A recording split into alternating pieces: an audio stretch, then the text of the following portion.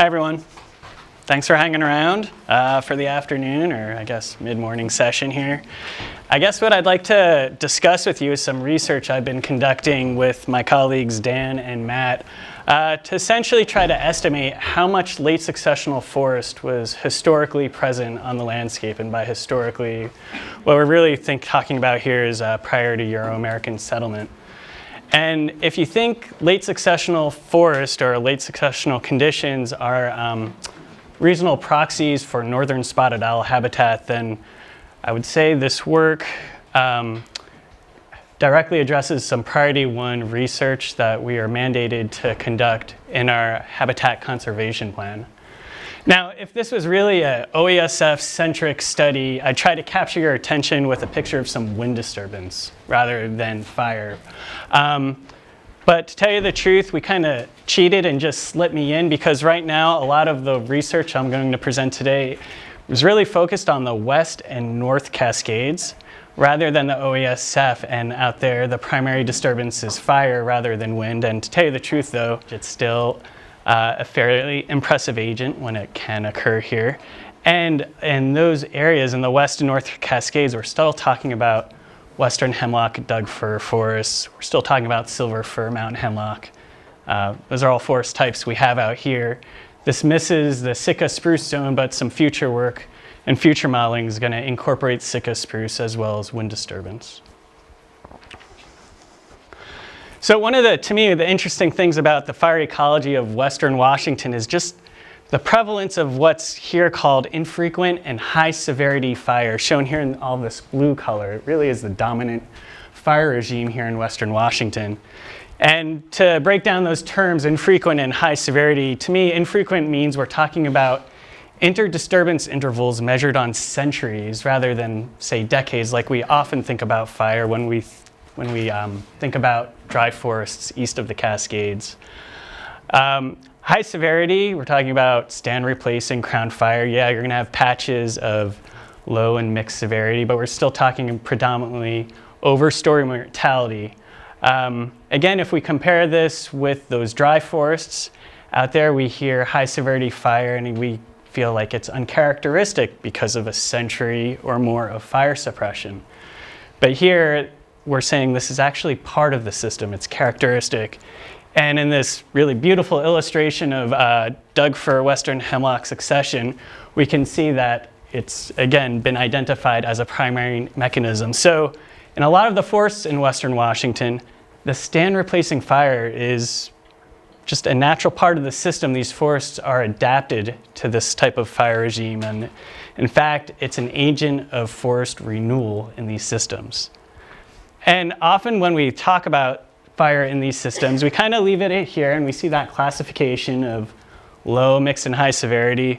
But some of the work we've been doing, we wanted to ask the question, well, what does that really mean when we say high severity fire? How much area are we talking about in these systems that experience infrequent stand replacing disturbances? So if we take this example of our Doug fir western hemlock, according to the literature, they have rotations, fire rotations of about 400 years, which is the amount of time it takes to burn an area equal to your landscape. So in this case, the amount of time it takes to burn 3.5 million acres. According to ecological theory and some of the math we've done, what this actually means is that when you have those really rare 300-year type of fire events, you're burning almost 1.5 million acres. For those of you that are more maybe visual, here we're going to just graph out that fire frequency and area burned. So your fire frequency increases or gets shorter as you go up the axis. So, you know, we see those really rare 300-year events down there in your lower right-hand corner. That means those 200-year events typically, maybe on average, burn a little more than 500,000 acres. 100-year events, about 130,000 acres. 50-year events, 32,000 acres and change. And that means most of the time, most years, you're way up there because you effectively have no area burning because you have no fire. And again, this is just based on math and our understanding of the ecology of these systems with fire. What that means is fires historically in these landscapes were huge events. And this is what the math says, but if we go back to some of our records of events, Jan Henderson, a wonderful, incredible ecologist some of you may be familiar with, noted about 330 years ago there was either a single fire event or a series of fire events, we can't tell, but it burned at least 1 million acres on the Olympic Peninsula and anywhere between 3 and 10 million acres across Western Washington. 3 and 10 I give you as a big range, but even if it's 3 million, that's pretty big. More recently, since Euro-American settlement, we have the Yakult burn in 1902, that burned 240,000 acres. Maybe closer to home, we had the Forks Fire in 1951, that burned about 38,000 acres and change.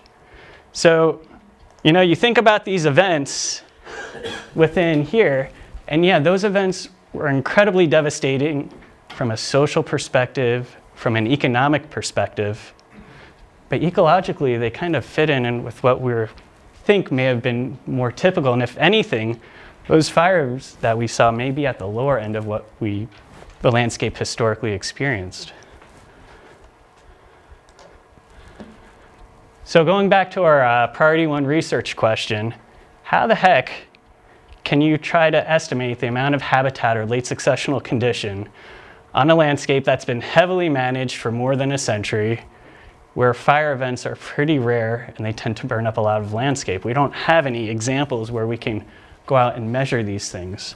And that's where forest models come into play. Don't worry, I won't put you to sleep with too many details, but if we take that fire information I was presenting on some previous slides and incorporate it with our understanding of forest succession and different forest types, we have these models. Some of the nerdy cool kids call them state and transition simulation models, but I like to call them box and arrow models. The boxes just represent just points along a continuum of succession. So you could have your early successional box, your mid, your late, your post-disturbance.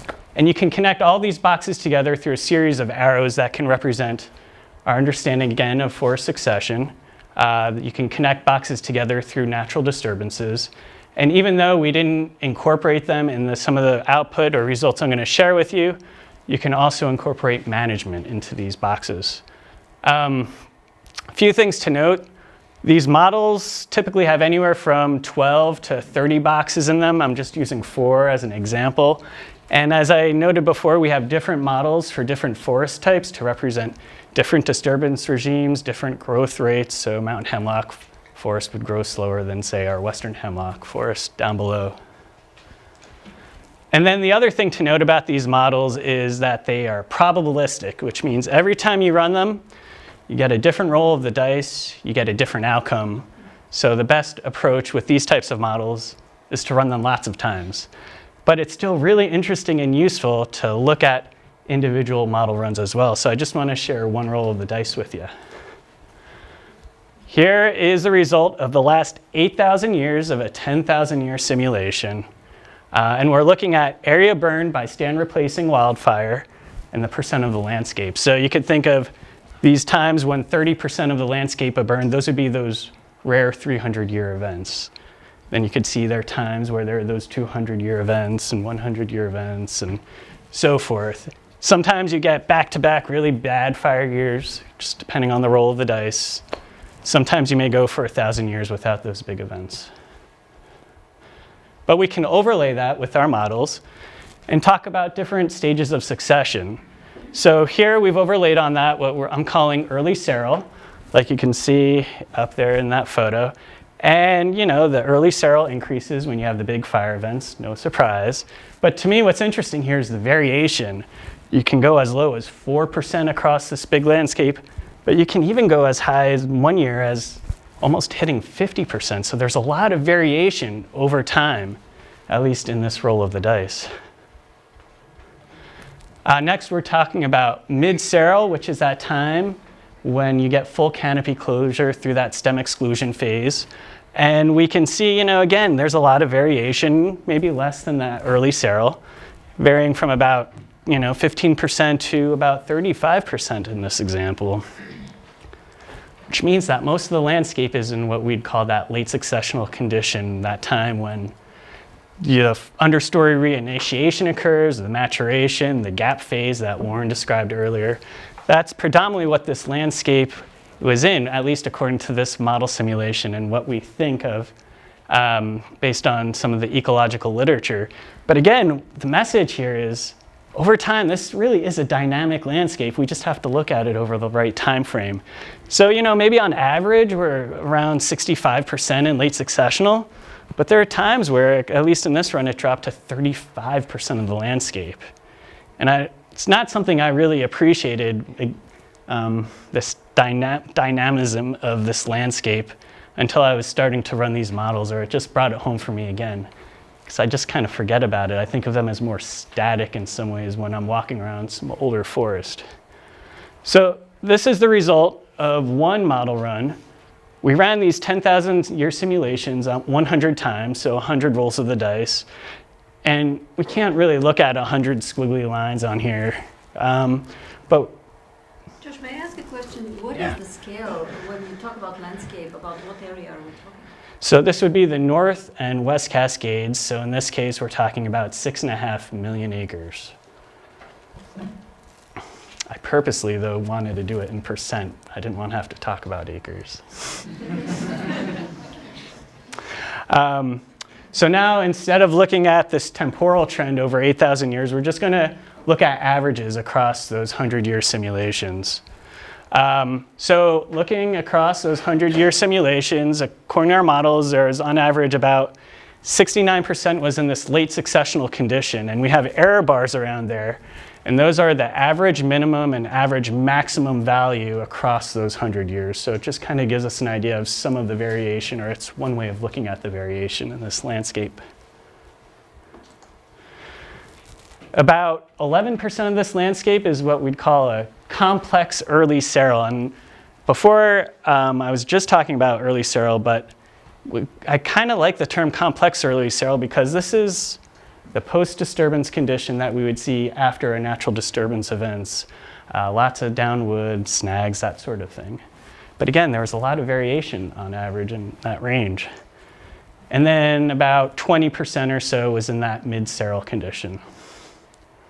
So that's what we think may have been here historically, or at least reasonable approximations of what may have been present historically in these forests with stand replacing fires. How about, let's look at what might be there today. And to look at current conditions on the ground, what we did is we took advantage of an existing national inventory plot called the Forest Inventory and Analysis, or FIA data collection. It's collected by the Pacific Northwest Research Station. They've been doing it for decades. It's a repeated gridded sample of forest conditions. So what we can do is we can grab all of these plots that fall within our study area and look at current conditions. And I want to emphasize we're looking across all lands. We're not focusing on DNR lands. We're just looking everywhere to get an idea of what is out there today. So currently, according to the plot data, we're missing about maybe half of that late successional condition that may have historically been present.